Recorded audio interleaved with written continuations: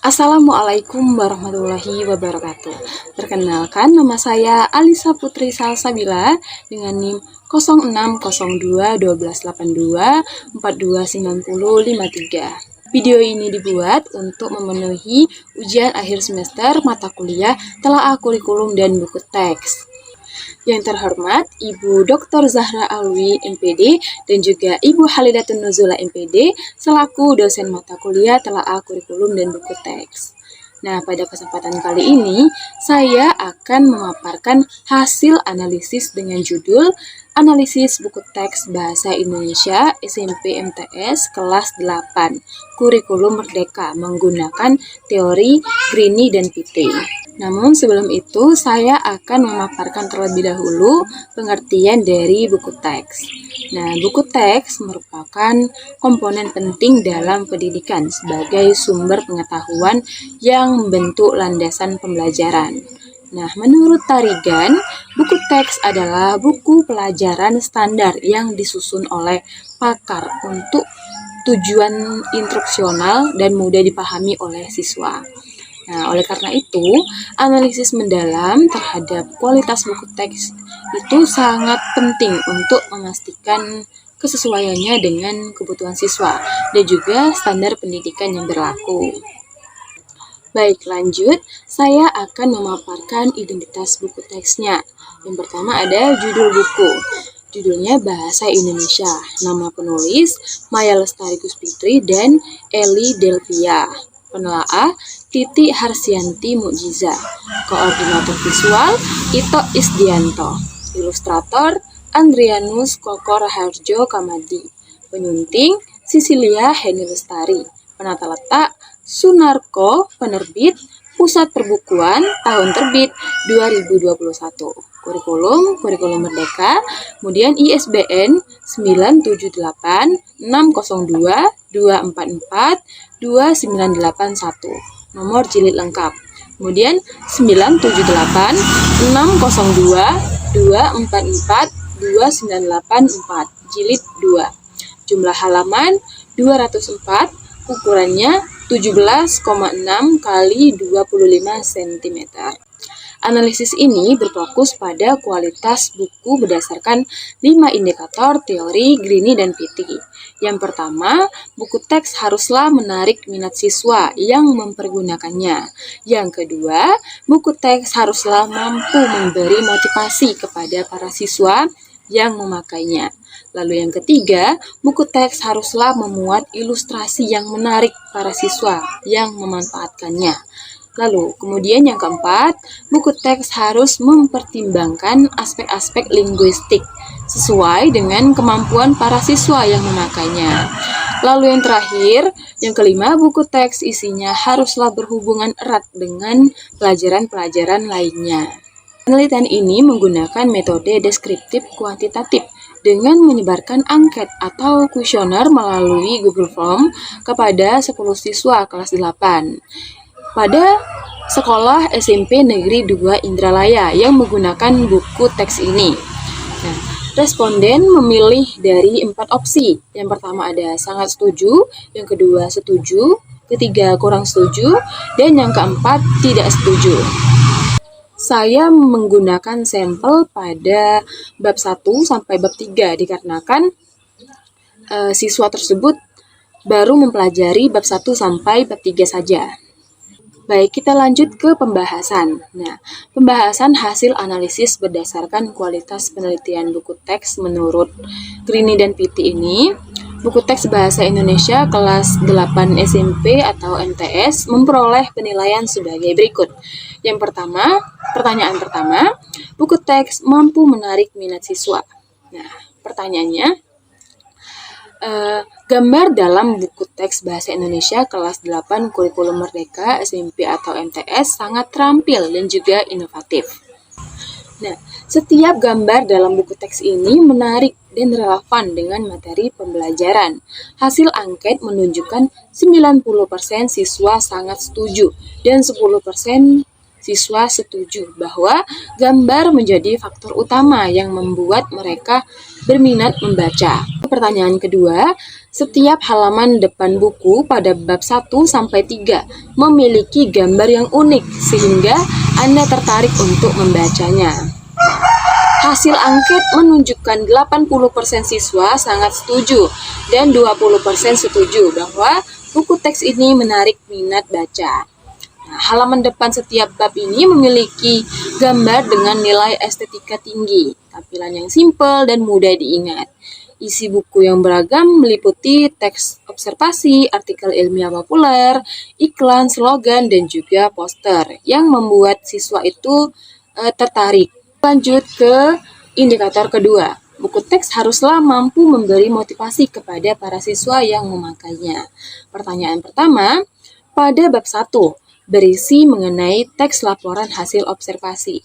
Nah, dari beberapa contoh teks yang ada di dalam buku tersebut, membuat Anda mudah memahami dan termotivasi untuk menulis laporan hasil observasi yang objektif. Lalu, buku teks ini mampu membantu siswa memahami materi baru dan memberikan arahan pembelajaran lanjutan. Nah, hasil angket menunjukkan 60% siswa sangat setuju dan 40% setuju bahwa buku ini memotivasi mereka. Lalu, contoh-contoh teks yang tersedia memudahkan pemahaman dan memastikan standar pembelajaran yang baik. Lanjut ke pertanyaan kedua.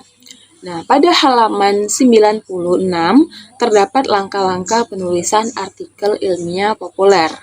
Nah, dari kelima langkah tersebut, Anda termotivasi untuk menulis artikel ilmiah populer. Hasil angket menunjukkan bahwa 50% sangat setuju dan juga 50% setuju bahwa materi ini memotivasi mereka. Nah, kemudian contoh dan referensi yang tersedia mendorong siswa membuat rancangan tulisan dan mengaplikasikannya melalui tugas kelompok serta proyek, sehingga mereka itu dapat bertukar pikiran dan menentukan hasil penelitian sederhananya. Baik, kita lanjut ke pertanyaan ketiga. Buku teks haruslah memuat ilustrasi yang menarik para siswa yang memanfaatkannya.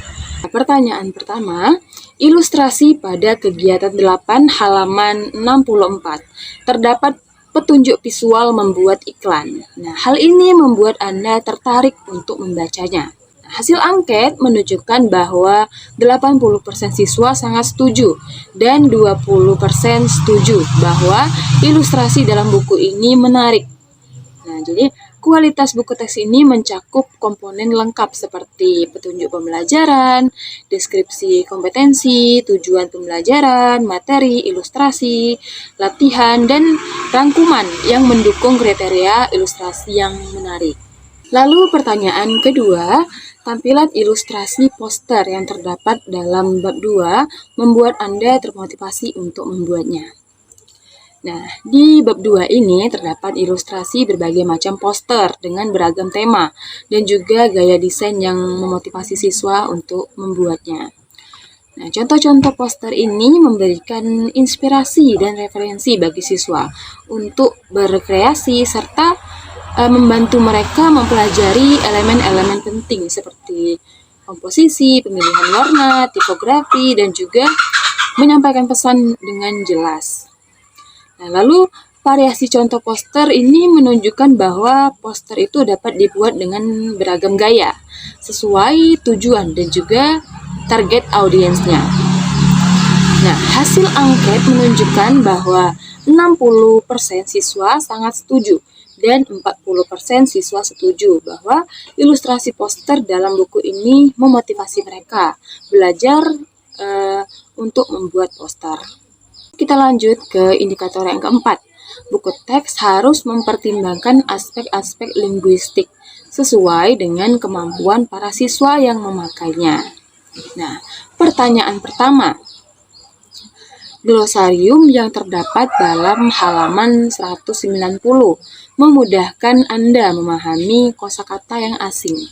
Nah, glosarium di halaman 190 ini berisi daftar kata atau istilah penting yang tersusun alfabet dari A sampai Z yang memudahkan siswa memahami kosakata asing atau kosakata baru. Nah, kehadiran glosarium ini menunjukkan bahwa buku ini mempertimbangkan aspek linguistik serta sesuai dengan kemampuan siswa. Lalu hasil angket menunjukkan bahwa 80% siswa sangat setuju dan 20% setuju bahwa glosarium sangat membantu. Kita lanjut ke pertanyaan kedua. Nah, setelah membaca dan juga mencermati berbagai teks yang ada di buku halaman 60 kegiatan 7, Anda dapat memahami setiap perintah untuk membuat slogan. Nah, pada halaman 60 kegiatan 7 ini, siswa diajarkan teknik pembuatan slogan yang efektif dan juga menarik.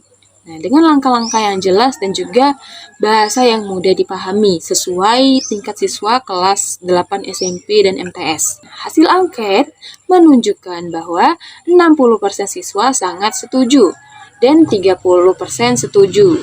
Lalu 10% kurang setuju bahwa mereka dapat memahami setiap perintah dan juga langkah-langkah membuat membuat slogan. Baik, kita lanjut ke indikator kelima, yaitu buku teks isinya haruslah berhubungan erat dengan pelajaran-pelajaran lain. Nah, pertanyaan pertama, materi pembelajaran buku teks bahasa Indonesia yang kalian gunakan di kelas berkaitan dengan pelajaran lain yang Anda pelajari. Nah, materi dalam buku teks bahasa Indonesia kelas 8 kurikulum Merdeka ini dirancang dengan pendekatan integratif yang terkait dengan mata pelajaran lain, memungkinkan pembelajaran itu holistik. Lalu, materinya itu tidak berdiri sendiri, tetapi saling terkait dengan berbagai bidang ilmu. Misalnya, teks biografi berkaitan dengan sejarah dan PPKN, sedangkan pembuatan poster atau slogan itu berkaitan dengan seni budaya.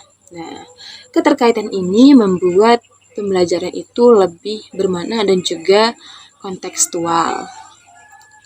Lalu, hasil angket menunjukkan bahwa 50% siswa setuju dan 30% kurang setuju. Lalu 10% sangat setuju dan 10% tidak setuju bahwa materi bahasa Indonesia ini berkaitan dengan pelajaran lain. Nah, ini menunjukkan bahwa mayoritas siswa itu dapat melihat integrasi antar mata pelajarannya. Nah, pertanyaan kedua, pada bab 1, menyajikan fakta berdasarkan hasil observasi ke dalam laporan hasil observasi yang objektif dengan menggunakan sumber informasi yang mendukung dan juga relevan. Siswa itu dibimbing sistematis untuk melakukan observasi, mengumpulkan data faktual, dan juga menyusun laporan objektif. Nah, mereka itu diajarkan membedakan fakta dan juga opini, memilih sumber informasi yang valid, dan mengintegrasikan keterampilan literasi informasi. Langkah-langkah penyusunan laporan ini disajikan jelas dari persiapan, pelaksanaan observasi, hingga penulisan dengan struktur yang benar. Lalu, hasil angket menunjukkan bahwa 70% siswa sangat setuju dan 30% setuju bahwa bab 1 ini efektif mengajarkan penyajian fakta berdasarkan observasi dengan sumber yang relevan, yang membantu mengembangkan keterampilan menulis ilmiah yang objektif. Kelebihan dari buku teks ini memenuhi 5 kriteria teori Green dan Pitti dengan cover yang menarik yang berisi ikon ilustrasi beragam dan juga logo Kemendikbudristek 2021 yang memberikan kredibilitasnya. Lalu, ilustrasi di setiap pembuka bab itu unik, relevan, dan berfungsi sebagai media pembelajaran yang efektif.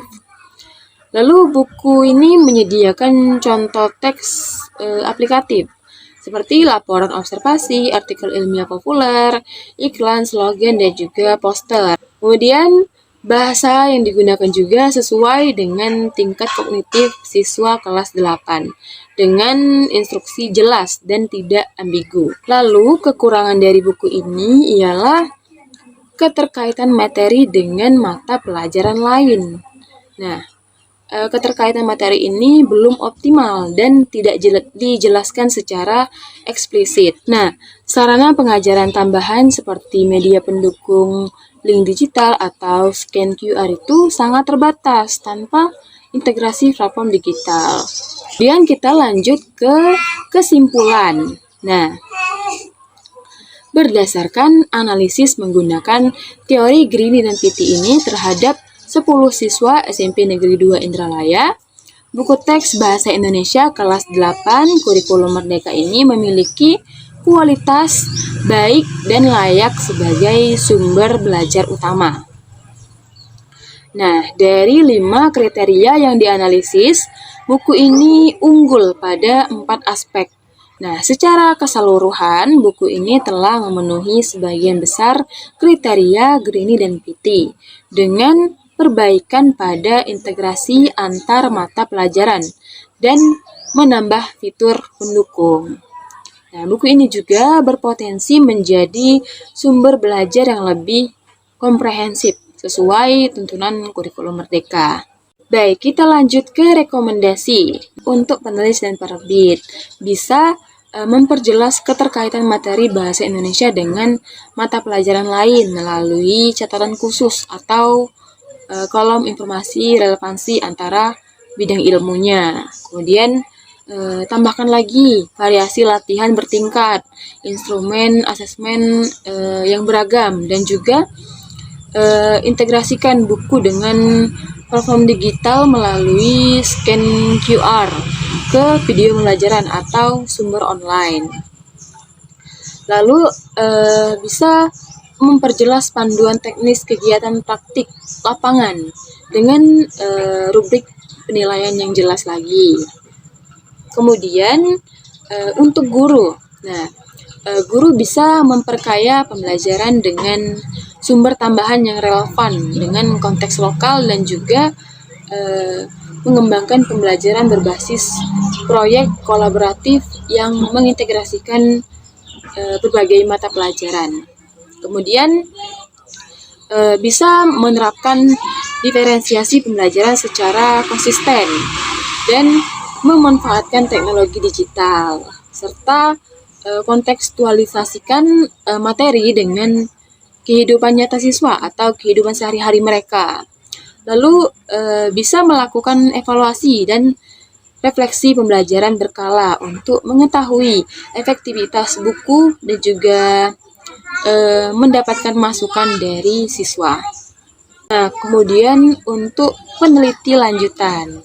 Nah, untuk peneliti bisa melakukan penelitian itu lebih komprehensif lagi dengan sampel yang lebih besar. Dan juga peneliti itu bisa meneliti dampak penggunaan buku teks terhadap hasil belajar dan melakukan studi komparatif dengan buku teks penerbit lain untuk memberikan kontribusi pengembangan buku teks berkualitas di masa yang mendatang. Baik, itulah tadi mengenai analisis buku teks Bahasa Indonesia kelas 8 SMP dan juga MTS. Baiklah, saya mohon maaf apabila ada kesalahan, baik disengaja maupun tidak disengaja. Kepada Allah saya mohon ampun. Saya akhiri. Wassalamualaikum warahmatullahi wabarakatuh.